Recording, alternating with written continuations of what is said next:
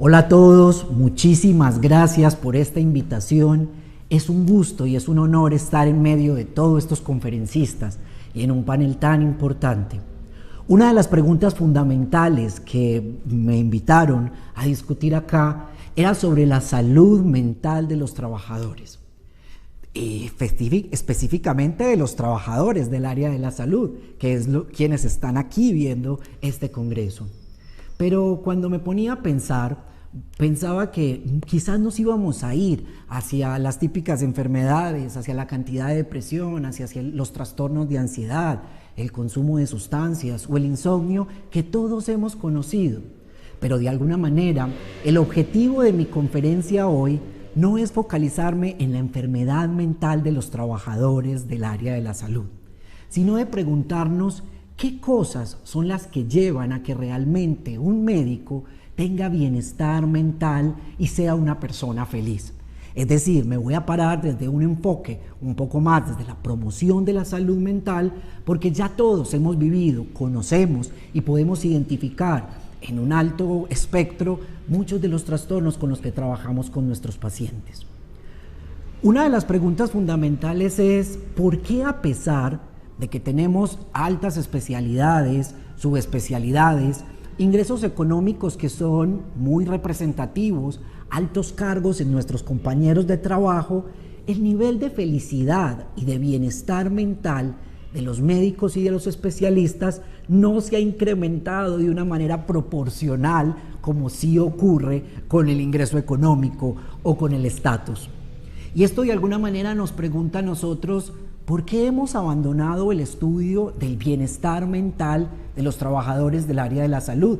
¿Por qué conocemos con mucho detenimiento el funcionamiento de las neuronas, del páncreas, cómo tenemos un montón de psicofarmacología y farmacología endocrinológica, pero poco conocemos de cómo funciona nuestra mente y cuáles son los factores fundamentales que pueden estar mediando el hecho de que tú hoy te levantes por la mañana y que digas, wow, esta es la vida que merece la pena ser vivida? No sé si de pronto ustedes conocían la historia de Dick Hoyk, un hombre que más o menos a los 72 años decidió empezar a correr diferentes maratones, triatlones, recorrió Estados Unidos desde costa a costa durante 45 días. Ya había sido retirado de la Armada. Pero la parte de la historia que no les he contado es que no lo hacía solo.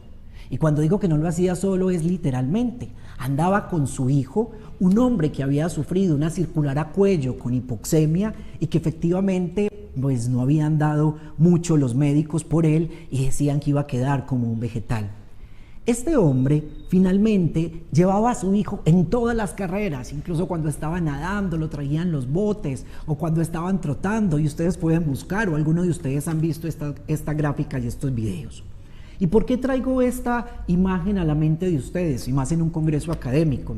Pues porque de alguna manera se van a dar cuenta ustedes que el bienestar mental también es algo que se cultiva. La serenidad es algo que se cultiva, pero tristemente en los 11 semestres que yo hice y en mi especialización, en ningún momento me enseñaron cómo hacerlo. Ese es el objetivo de lo que quiero ahora. Algunos quizás querían que viéramos metaanálisis o algunos estudios clínicos aleatorizados, pero van a ver que ahí no va a ser el enfoque principal de lo que vamos a discutir. Nos hemos preguntado muchísimo sobre por qué el progreso, con grandes IPS y con toda esta tecnología, no tenemos de alguna manera, directamente relacionada el aumento del bienestar mental. Y incluso en algunos de los congresos o en las discusiones un poco más biologistas, hablar de este tema puede ser algo mucho más criticado o que de alguna manera puede verse menos científico, pero no. Así como hay variables que pueden estar intermediando el desarrollo de un síndrome metabólico o como pueden estar como un elemento intermedio para que una persona tenga un SB o tenga, por ejemplo, un infarto agudo de miocardio, también hay elementos fundamentales que pueden definir cuál es el bienestar psicológico de nosotros. Cuando se hacen los estudios y se les preguntan a los diferentes especialistas que están a sus 70 años, mire, ¿de qué se arrepentiría usted? Muchos de ellos dicen cosas como, wow, de no haber trabajado tanto, wow, de no haber estado metido en la carrera del burro, wow, de haber dedicado a cosas realmente fundamentales en la vida y no gastar tanto tiempo en cosas que después me di cuenta que no valían tanto la pena. Y esto es muy importante porque entonces no hay una correlación entre el progreso y el nivel de felicidad. Es más, creeríamos que la mayor cantidad de infelicidad que tenemos los médicos, y digo tenemos porque efectivamente toca a todas las personas que están en el área, podían ser las IPS o las glosas o el auditor o que la persona pueda tener un ingreso económico menor, pero no. Incluso se ha visto que llega un tope en el cual por más cantidad de dinero que tú te ganes, no aumenta proporcionalmente tu cifra de felicidad o el porcentaje de felicidad medido a partir de escalas y de psicometría. Esto de alguna manera nos pone también en el contexto de que nosotros, como médicos, estamos metidos en lo que conocemos como la sociedad del cansancio. Hombres que están corriendo todo el tiempo de un lado para otro, que trabajan doble turno, 3 turnos para poder tener un ingreso mayor, personas cansadas todo el tiempo, utilizando estimulantes, metilfenidato, que no nos digamos mentiras, cafeína o algunas otras sustancias para mantenerse en activos y dar al máximo. Pero personas realmente que están fatigadas y que tienen demasiada insatisfacción. Uno preguntaría, ¿por qué si un especialista, a pesar de hacer algo que le gusta, no es tan feliz o no lo puede transmitir? Y es ahí donde va el enfoque que estamos defendiendo en este panel. Es ahí donde va el enfoque de que si tenemos médicos felices, vamos a tener médicos especializados que hagan lo que tienen que hacer, vamos a tener médicos creativos que cambien modelos de atención, vamos a tener médicos que cambien el enfoque comunitario y que no simplemente estén pensando de que están en función de la carrera del burro. Y cuando les hablo de la carrera del burro es porque realmente nosotros estamos metidos en el paradigma en el cual perseguimos cosas y como unos burritos nos ponen una manzana, nos ponen una zanahoria y vamos detrás de ellos y vamos detrás de ellos y inmediatamente nos comemos esa zanahoria o nos comemos esa manzana y nos ponen otra o nos ponen un celular de 3 cámaras o uno un poco más costoso o con un poco más de brillo y ahí nos gastamos la vida. Algunos de estos burritos miran a los lados y les da mucha envidia a los otros burros, que pueden tener incluso más likes en su cola, o incluso pueden generarle rabia porque el otro burro ni siquiera se lo merecía. Efectivamente, todos estamos en la carrera del burro. El problema es que cuando estamos en esa función, no logramos disfrutar el ambiente en el que estamos, no nos logramos conectar con el aquí y el ahora de las situaciones. Ya no miramos porque vamos acelerados de un lado para otro a los ojos a los pacientes, ni siquiera a tu hijo. Es más, ni siquiera tienes tiempo para poder leerle un cuento en las horas de la noche. Y esto es una crítica también, no solamente al ámbito médico y a su salud mental, sino también a la sociedad, en la cual efectivamente volvimos a estar esclavizados al tiempo y a esta, que es nuestra mente la que nos genera sufrimiento. Ustedes me dirán, bueno, Cristian, listo, es un contexto, no es algo nuevo, ya me lo estás diciendo, pero también me estás dando como una desesperanza porque pues me estás diciendo que estudiamos para ser médicos y ser felices, pero no logramos ese nivel de felicidad. Es más, hay unos estudios que muestran que a los 30, 35 años el nivel de felicidad cae dramáticamente y después vuelve a subir a los 60 años. Y uno diría como, wow, si sería el momento donde supuestamente tenemos la mayor productividad, ¿qué es lo que pasa? Y posiblemente es que el patrón de felicidad que nos han vendido o el patrón de bienestar y serenidad que nos han vendido, le faltaban algunas hojas y no tenía del todo la verdad.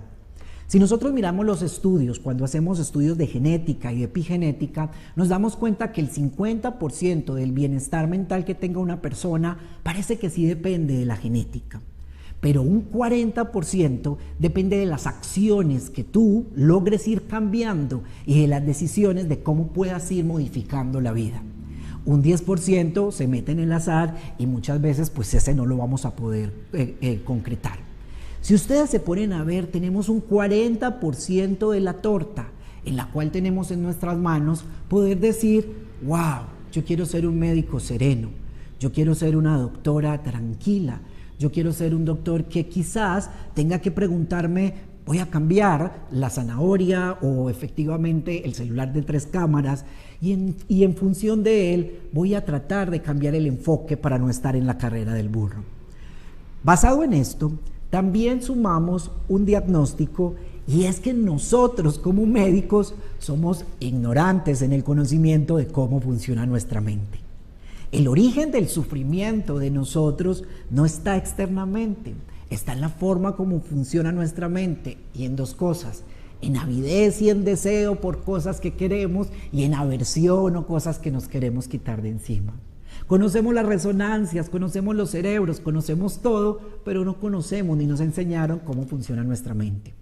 Yo quiero que con este panel y haciendo esta reflexión pueda darles 5 elementos, así como están estos 5 dedos en mi mano, para que ustedes puedan llevárselos a su casa, a donde están, y ponerlos en práctica en su consultorio, para poder reflexionar realmente lo que yo estoy cultivando, porque no es algo que solo llega del azar, si estoy cultivando la serenidad o efectivamente a los 70 años voy a arrepentirme de que pues efectivamente tengo 3 carros, de que efectivamente tengo 4 propiedades, 3 separaciones, pero nunca pude cultivar una real felicidad. Y sí, acuérdense que lo económico y el elemento falseado que nos pusieron en la Facultad de Medicina es una de las trampas primordiales. Recuerdo una de mis compañeras que estaba haciendo anestesiología y terminó anestesiología y vivía en una preocupación y en una tristeza porque no lograba completar los 20 millones en su salario. Yo me quedé pensando de una manera tan reflexiva y dije que tenía demasiada pobreza ella. Y era una persona que amo profundamente y que muchos de ustedes podrán decir, puede que tenga maestría, doctorado, pero tiene una pobreza gigante en el concepto de bienestar. Esa reflexión nos lleva entonces a plantearnos estos 5 elementos. Lo primero, preguntarnos si mi salud mental, y cuando hablo de mi salud mental, hablo de las diferentes dimensiones, tanto de la ansiedad como del estado de ánimo, como del comportamiento, las compulsiones, la dificultad en el control de los impulsos, pero también obviamente el consumo de sustancias. Si mi salud mental realmente depende de que yo hay veces ponga mi felicidad en las cosas que no dependen de mí. Ahorita vamos a entrar en detalle. El segundo, identificar cuál es el real origen del sufrimiento. Y el real origen del sufrimiento desde el punto de vista psíquico. El tercer elemento, construir o observar cómo está construida tu pirámide de felicidad, qué hay en la base de ella y qué hay en el pico de ella. Ahorita vamos a entrar en detalle. El cuarto es cuál es tu urgencia o cuál es la zanahoria o cuál es la manzana que estás persiguiendo todo el tiempo y que efectivamente no te permite sentir o conectarte en el aquí y en el ahora con lo que estás disfrutando. Y la última, que pues no porque sea última deja de ser importante, y es la capacidad de que nos podamos conectar en el aquí y en el ahora con las diferentes actividades a conciencia plena. Incluso eso dentro de la relación terapéutica también tiene un efecto primordial, que obviamente ya sabemos que todos los pacientes se quejan de eso, porque hace mucho no logran conectarse con los médicos y hace mucho perdieron la credibilidad en nosotros como unas personas que podían aportarles y que se conectaban como humanos. Esos 5 elementos vamos a discutirlos en esta segunda parte. Lo primero, hay 2 cajas cuando uno está hablando de la felicidad o del bienestar en la vida. Una caja de lo que depende de mí, lo que está en mis manos, y una caja de lo que no depende de mí y no está en mis manos. La mayoría de las personas ponemos nuestra felicidad en lo que no está en mis manos. El reconocimiento, por ejemplo, la crítica externa, el hecho de que yo pierda la juventud, de que se caigan las carnes, de que me vaya bien en la vida. Muchas de esas cosas, a pesar de que tú creas que pueden estar en tus manos, finalmente no van a estar en la mayoría y el porcentaje en tus manos. Porque puedes cultivar y hacer todo perfecto para que tu mamá esté contigo, pero puede fallecer mañana. Identificar y tener esa sabiduría para darse cuenta que lo que está en mis manos es la capacidad de yo como médico fortalecerme y poder decir qué hacer con esta mente, con este impulso o este deseo de comer más, de poner los cachos, de gastar más, de poder de alguna manera controlar la ira y observar esa emoción como una ola emocional que sube y baja y no insultar a tal persona o al auxiliar administrativo que está. Eso sí está en las manos de uno.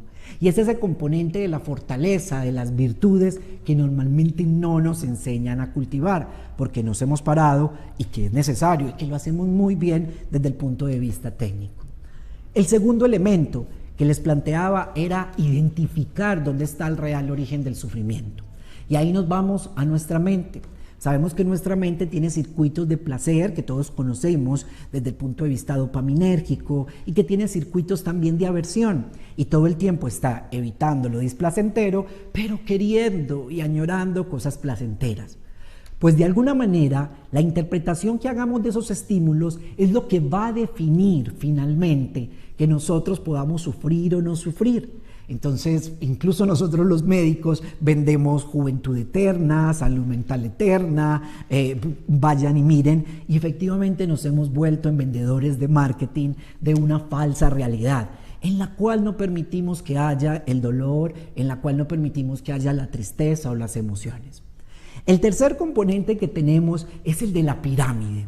Basado en el análisis que hemos hecho, tenemos que preguntarnos entonces, en la base de la pirámide que sostiene mi bienestar mental, si efectivamente ahí están las cosas que no dependen de mí, posiblemente se me va a caer mi bienestar mental todo el tiempo. Ejemplo, la crítica externa de un compañero de trabajo tuyo, si bien tú puedes hacer todo muy bien en urgencias o en hospitalización, la crítica externa es una construcción subjetiva que hace el otro, y por más de que lo hagas bien incluso pueden criticarte, por más de que lo hagas mal puede que incluso te feliciten. Por lo tanto, si tú pones tu felicidad en función de lo que no depende de ti, pues vas a perder el año. Ahora alguien me dice, Cristian, pero es que sí depende de mí, porque si hago las cosas bien van a criticarme bien y me van a dar muy buenas recomendaciones y palmaditas. Pues esto es una crítica importante al modelo de las dos cajas y dice, hay veces yo sí puedo elegir algo, pero no lo deseo arduamente porque hay otras variables que pueden estar intermediando el desenlace final. Lo mismo que pasa con la salud. Puedes hacer ejercicio todos los días, no tomar licor, no consumir sustancias, bajar de peso, pero puedes infartarte a los 34 porque hay otras variables que ni siquiera dependen solamente de tu voluntad. El cuarto elemento es ¿cuál es mi urgencia? Y esta es muy difícil. ¿Por qué? Porque implica que usted como médico también tenga esa capacidad de autoconocimiento. En psicología y los que somos psicoterapeutas nos preparamos y tenemos que ir a terapia con el objetivo de también encontrar nuestras trampas de la mente y poder tener los pies en la tierra. Pero nosotros como médicos en el modelo actual no se nos pregunta eso ni se nos trabaja eso. ¿Cuál es la urgencia real que tienes todo el tiempo? Hay algunas personas que pueden ser afecto a toda costa, reconocimiento, eliminación del dolor, estatus, alimentación del narcisismo. Y muchas veces eso en nuestro modelo, en el cual Instagram, Facebook y cualquiera de las aplicaciones muestra la mejor sonrisa, pues lo va a alimentar y va a acomodar perfectamente a tus necesidades.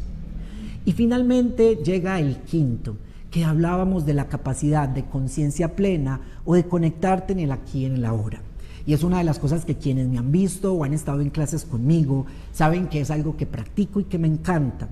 Y es la capacidad de entrenar la mente a partir de mindfulness o de meditación, en la cual yo llego y entreno en mi cabeza, mi mente, para que se redirige al aquí y a la ahora, se concentre en este momento en la consulta con un sujeto sufriente y cada vez que se está yendo a pensar en otras cosas, en problemas, en prejuicios o en planes del futuro, yo llevo y lo redirige al aquí y a la ahora. Recuerden, la mayor parte del tiempo no estamos conectados con la existencia presente. Estamos conectados con los recuerdos del pasado, con los prejuicios interpretativos del presente y con los planes del futuro. Y esto se ha hecho en los estudios. Han puesto a las personas y les dicen que les van a mandar un mensaje de texto preguntándoles con qué tanta conciencia plena están haciendo una actividad. La única actividad que puntuó donde la gente estaba un poquito conectada en el aquí y en el ahora era teniendo relaciones sexuales. Sí, yo sé que están pensando que hay veces, incluso teniendo relaciones sexuales, nuestra mente se va y piensa en otras cosas y no se conecta ni siquiera con el olor, con el sabor de la experiencia, con el tacto. ¿Qué se ha visto? Que las personas que logran ir cultivando su capacidad de conciencia plena y entrenan esta mente para que cuando se va la puedan reconocer y la redirijan, Son personas que a lo largo de la vida empiezan a darse cuenta de su carrera del burro, empiezan a cultivar el bienestar mental, empiezan a identificar lo que llamamos actividades de flujo, que son actividades en las cuales el tiempo se me va, donde yo no me preocupo, donde efectivamente fluyo tal cual. Hay gente muy triste que me dice que hace 20 años no ha vuelto a tener esas actividades de flujo. Hay gente que llega a mi consulta o incluso médicos que me dicen que dejaron abandonado mucho eso porque estaban en función de esa zanahoria o de esa manzana detrás de todo eso. Ahora, eso es una habilidad, la capacidad de conciencia plena. Ayer nada más hablaba con una persona, un gran empresario, que me decía, es que cuando logro empezar a dejar mi mente, intentarla, ponerla y anclarla aquí a la hora, se vienen como 4 o 20 conversaciones en mi cabeza y no soy capaz de aquietar mi cuerpo. Y yo le decía, wow, has estimulado durante mucho tiempo circuitos neuronales y circuitos neuronales de ansiedad, circuitos neuronales de irritabilidad. No creas que en menos de 2 días vas a poder cambiar la sinapsis y la conectividad cerebral de todas las neuronas que hay en tu cerebro. Es como quien empieza a ir al gimnasio y está entrenando un grupo muscular. Esto es una habilidad que la tenemos todos, que es independiente de cualquier creencia religiosa y que es parte de nuestra psicología, la capacidad de cultivar la conciencia plena o el mindfulness en la vida cotidiana. En medicina tiene muchas aplicaciones y puede ser una muy buena fuente para que tú empieces a desacelerar, empieces a observar lo que pasa en tu cuerpo, empieces a observar los deseos, cómo funciona el impulso de comer en ti, cómo funciona el impulso de insultar a alguien, cómo funciona el impulso cuando llega un deseo sexual, por ejemplo, y qué haces con él. Aquí estamos cultivando una real sabiduría. Aquí estamos diciéndole a un médico que quiere hacer una especialidad o a un especialista o a un estudiante que nos está viendo, vamos a cultivar realmente médicos que sean integrales en el sentido de que sean hombres sabios y mujeres felices. Ese es el enfoque que queremos. Es posible que con todas las conferencias que ustedes van a estar recibiendo durante este congreso, tomando nota muy puntuales, actualizándose en las últimas guías, vayan a fortalecer todo ese conocimiento que necesitamos para poder aplicarlo y disfrutarlo.